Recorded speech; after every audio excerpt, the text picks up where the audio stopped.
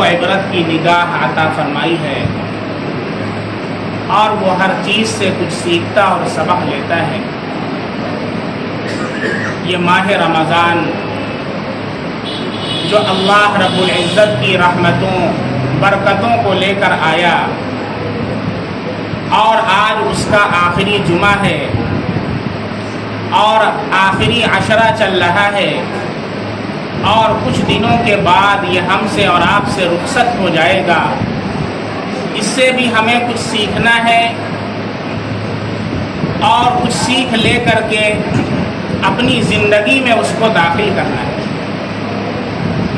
سب سے پہلی چیز جو رمضان ہمیں سکھاتا ہے وہ ہے اللہ رب العزت کے حکم کے آگے اپنے سر کو جھکا دینا۔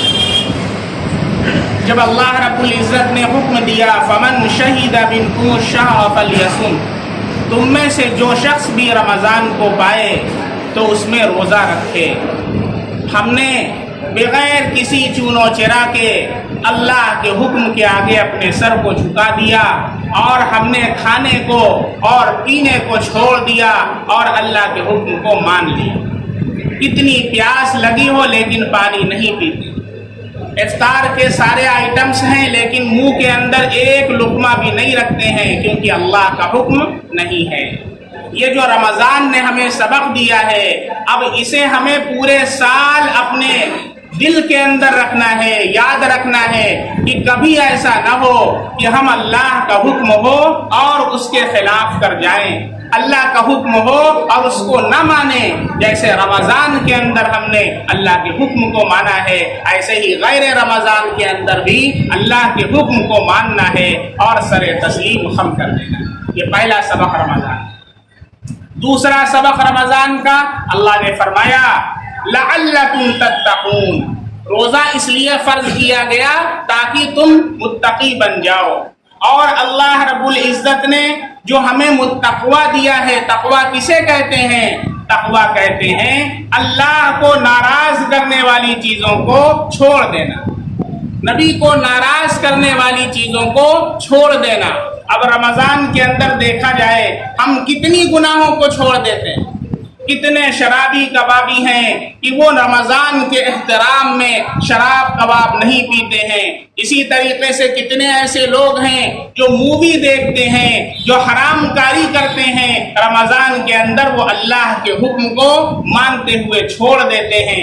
تقوی اللہ عطا فرماتے ہیں، تو یہ تقوی جو اللہ نے ہمیں عطا کیا ہے اسے پورے سال باقی رکھنا ہے، پورے سال اسے باقی رکھنا ہے۔ اگر کبھی کوئی گناہ ہو جائے تو فوراً اللہ کے سامنے رو کر کے اپنے گناہوں کی معافی کرا لیں، اس پر باقی نہیں رہنا ہے۔ کسی نے کہا مفتی صاحب توبہ اس لیے نہیں کرتے کہ پھر گناہ ہو جاتا ہے، اس لیے توبہ نہیں کرتے کہ پھر گناہ ہو جاتا ہے۔ یہ شیطان کا نورانی دھوکہ ہے، وہ آپ کو توبہ نہیں کرنے دیتا کہ توبہ نہ کرنے دو، کہیں اسی حال میں اس کا انتقال نہ ہو جائے اور یہ دھلا دھلایا پاک صاف اللہ کے دربار میں حاضر ہو اور جنت میں چلا جائے گا، تب تو میرا نقصان ہو جائے گا۔ وہ کہتا ہے کہ تو پھر گناہ کرے گا تو توبہ کیوں کرے گا؟ اللہ کے نبی صلی اللہ علیہ وسلم ایک حدیث قدسی میں ارشاد فرماتے ہیں کلکم خطاؤون وخیر الخطائین التوابون، تم سب کے سب خطا کار ہو، تم سب کے سب گناہ گار ہو اور سب سے بہتر خطا کار، سب سے بہتر گناہ کرنے والا وہ ہے جو توبہ کرنے والا ہے، جو اللہ سے استغفار کرتا ہے۔ اللہ استغفار کی برکت سے بہت سی نعمتیں عطا فرماتے ہیں۔ سورہ نوح کے اندر اللہ فرماتے ہیں اپنے رب سے استغفار کرو، اللہ کیا کرے گا؟ اللہ تعالیٰ یمددکم باموال و بنین، اللہ تمہیں مال بھی دے گا، اللہ تمہیں اولاد بھی دے گا، اللہ تمہارے اوپر بارش بھی برسائے گا، اللہ تمہاری خطاؤں کو بھی معاف کر دے گا۔ یہ ہے توبہ کے ثمرات۔ اس لیے کبھی بھی گناہ ہو جائے تو توبہ میں دیر نہیں کرنا چاہیے، فوراً توبہ کر لینا چاہیے اور معمول بنا لیں کہ سونے سے پہلے تو توبہ کر کے سونے سے پہلے توبہ کر کے سوئیں۔ دن بھر جو گناہ کیے ہیں اللہ سے چھوٹی سی دعا کر لیں، اے اللہ جو گناہ آج مجھ سے چلنے سے ہوئے ہیں، جو گناہ آج میری آنکھوں نے کیا ہے، جو گناہ آج میرے ہاتھوں نے کیا ہے اے اللہ کرنا نہیں چاہ رہا تھا، اے اللہ ہو گیا، شیطان نے بہکا دیا، اے اللہ مجھے معاف کر دیجئے۔ سچی پکی توبہ کر کے سو جائیں گے۔ اگر اسی رات انتقال ہو گیا تو بغیر گناہ کے اللہ کے دربار میں حاضر ہوں گے، اور اگر دوسرے دن ہوا تو کم سے کم ایک دن کا گناہ ہو۔ اس لیے رمضان ہمیں یہ سبق دیتا ہے کہ اللہ نے روزے کی برکت سے، تراویح کی برکت سے جو ہمیں تقوی کی دولت عطا فرمائی ہے، اسے کبھی ہاتھ سے نہ ضائع ہونے دینا، اسے تھامے رکھنا، پورے سال متقی بن کر کے زندگی گزارنا۔ پھر دیکھیں زندگی کا کیا لطف ملتا ہے۔ متقین اللہ کے دوست ہوتے ہیں۔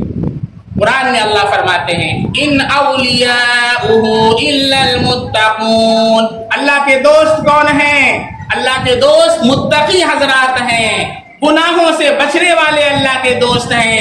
جب ہم اللہ کے دوست ہو جائیں گے تو پھر ہمیں دنیا کی لذتوں میں مزہ نہیں آئے گا، اللہ کے ذکر کے اندر مزہ آئے گا۔ یہ رمضان ہمیں سبق دیتا ہے۔ تیسرا سبق رمضان ہمیں تلاوت قرآن کا دیتا ہے۔ آپ دیکھیں رمضان میں ہر طرف قرآن کی تلاوت کی صدا ہے۔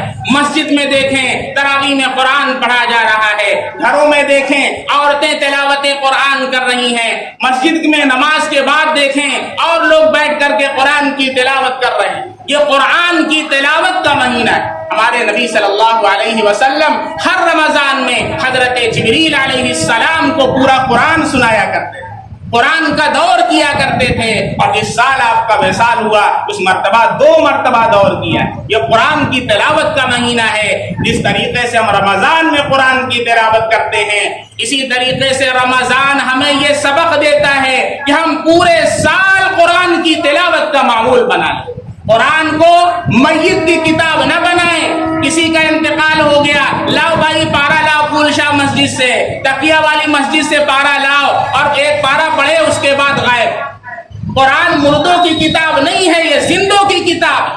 اس کو پڑھیں اور ایک رکوع ترجمے کے ساتھ پڑھیں۔ ہماری دادی کا 2 معمول تھا، ایک نشان تھا تلاوت قرآن کا، ایک نشان تھا ترجمہ قرآن۔ اس لیے میری آپ سے درخواست ہے، یہ رمضان ہمیں سبق دیتا ہے ہم تلاوت قرآن کو اپنے لازمی جز کے اندر شامل کر لیں، اپنی روٹین میں شامل کر لیں، اور روزانہ ہم قرآن کریم کی انشاءاللہ تلاوت کریں گے۔ اس کا ہم آج عہد کر لیں۔ چوتھی بات جو رمضان ہمیں سبق دیتا ہے، یہ رمضان صبر کا مہینہ ہے۔ اللہ کے نبی نے کیا فرمایا؟ یہ صبر کا مہینہ ہے۔ اگر ہمیں غصہ آ جائے تو برداشت کر لینا، اگر ہمیں اندر سے کسی سے کچھ لڑائی جھگڑا ہو جائے تو ہمیں اس کو برداشت کر لینا ہے۔ حتیٰ کہ حدیث میں آتا ہے اگر کوئی تم سے لڑائی جھگڑا کرنے لگے تو اس سے کہہ دو بھائی میرا تو روزہ ہے، اس سے لڑنا نہیں ہے، اس سے جھگڑنا نہیں ہے۔ جیسے رمضان میں ہم اپنے آپ پر قابو رکھتے ہیں، کنٹرول رکھتے ہیں، صبر کرتے ہیں، ایسے ہی پورے سال ہمیں اپنے آپ پر کنٹرول رکھنا ہے۔ میرے نبی نے فرمایا پہلوان وہ نہیں ہے جو کشتی میں کسی پہلوان کو پچھاڑ دے، پہلوان وہ ہے کہ جو اپنے غصے پر قابو پائے۔ تو غصے پر کنٹرول کریں گے انشاءاللہ۔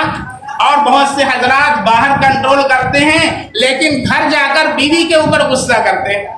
جب کہیں پر اپنا ہتھیار نہیں چلتا تو اب بیوی جو بیچاری کمزور سی ہے، جو آپ کا کپڑا بھی دھوتی ہے، جو آپ کے لیے کھانا بھی بناتی ہے، جو آپ کے لیے افطار بھی بناتی ہے، جو آپ کے لیے سیوئی بھی بنائے گی، آپ اس پر اپنا غصہ اتار دیں۔ اللہ کے واسطے معاف کر دیا کرو، وہ تمہارے لیے اتنے سارے کام کرتی ہے۔ میرے نبی نے فرمایا خیرکم خیرکم لأہلی وانا خیرکم لأہلی، تم میں سب سے بہتر وہ انسان ہے جو اپنے اہل و عیال کے لیے بہتر ہو، اور میں تم میں سب سے بہتر اپنے اہل و عیال کے لیے۔ اما عائشہ آٹا گھونتی تھی، میرے نبی پانی گراتے تھے۔